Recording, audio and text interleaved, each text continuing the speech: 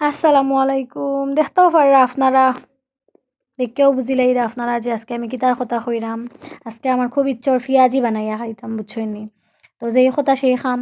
ভিজাইলাম ডাইল ইকানো, ভিজাইয়া ফাটার মাঝে ফিসি লাইলাম। চাইলে আপনারা ইকানো ব্লেন্ডার দিয়েও ব্লেন্ড করতে পারবা, বাট ফাটাত ফিসলে কিন্তু একটা মজা লাগে, আলাদা খাইতে একটু ভালো লাগে। তো যেই কথা সেই খাম।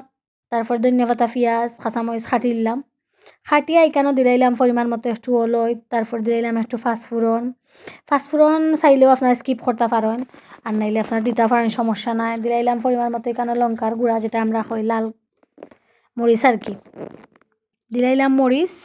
মরিচ এখানেও যেমন দিলে, যেমন আপনারা চাইলে বেশিও দিতে পারবা, কমও দিতে পারবা, আপনারা আর ইচ্ছা। কারণ কাঁচা মরিচও এখানে যেহেতু আপনারা আমরা দিমু, ওটার লাগে আমরা একটু এড দিছি। তো বালা করিয়া এখন মাখাই লিবা সপ্তাহ একলগে মাখাইয়া, যেমন মাখানো হয়ে গেল, যেন বর্তাগুলো মাখাইলে যেন মজা লাগে, একটা আলাদা ফ্লেভার আয়। তো আমরা এখানে কাঁচামরিচ দিছি না, আমরা ফরে দিমু। কারণ বাচ্চা ইন্তর লাগে আমরা তুলিয়া একটু রাখমু, তারা জাল খাইতে পারে না ওটার লাগিয়া। তো বাদে মাখাইয়া বালা করিয়া নিয়া ডাইলর লগে আবার মিলাইয়া একলগে আপনারা মাখাই লিবা বালা করিয়া। বেশ করে মাখাইলে কি তারা জানেন না বালা লাগে। মাখানির পরে বাদে আমরা বাচ্চা ইন্তর লাগে এখানে একটু তুলিয়া রাখলাম, যেহেতু তারা জাল খাইতো নাই। এখন আমরা এখানে এড করমু কাঁচামরিচ এড করি আমরা আরও বেশ করিয়াই গুন্তরে মাখাই লাইমু, বালা করে মাখালো করে লাইলাম, বুঝছেন নি।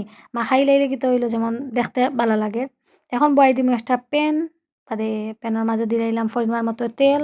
দেওয়ার পরে তেলটা একটু গরম হইয়া আনলে দিলাইলাম এখানো আমরা মাখাই ডাইলর যে পুরটা আছে ওটা দিলাইলাম। আমরা তেল কেন গরম হইছে না, আমরা এর আগে দিলাইছি।